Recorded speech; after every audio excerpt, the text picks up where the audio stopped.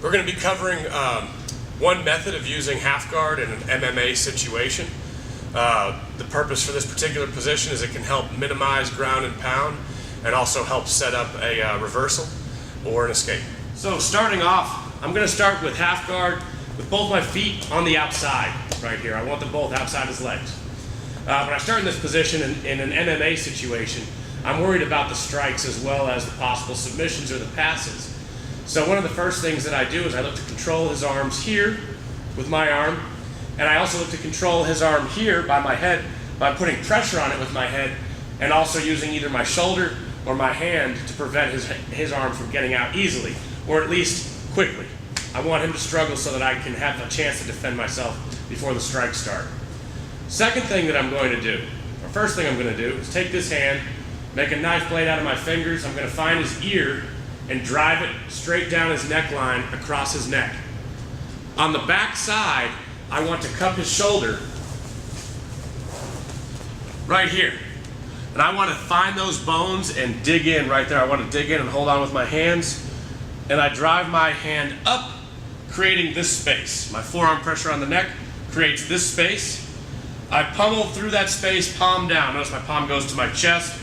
I pummel through and I underhook his armpit very tightly. At the same time, I move my leg out and hip escape to here. I use this arm as a control. I pull his body forward and up to off balance him and to keep it nice and tight. This needs to stay tight in the armpit. From this position, I pendulum my leg in order to move my body down. I want my head down by his waistline, just like this. Now, in this position, I'm going to prevent ground and pound by hiding my head. Rules of MMA that you can't strike to the back of the head. So in this situation, my hand is low across the waistband, across the back, holding onto his hips. My right hand is protecting against my head right here so I can protect against the punches. At this point, my head is well hidden if he tries to punch me with his left hand. And if he tries to punch me with his right hand and he pulls it back, I can take his back. Here he exposes his back. So he keeps the whizzer. I keep my head all the way down low in his stomach or close to his waistband, just like this.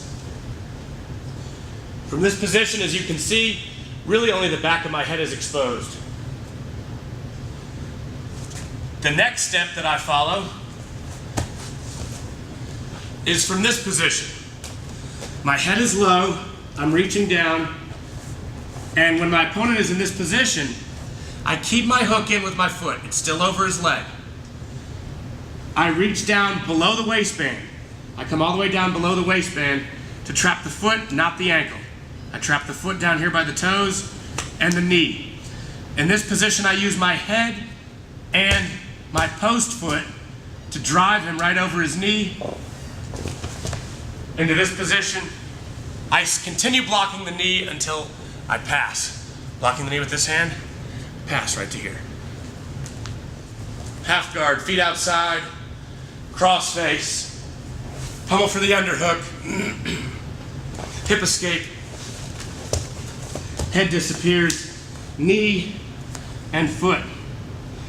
Drive. If I can retain the foot, I always do. Facilitates my pass. And then I'll come right over here like this into side control.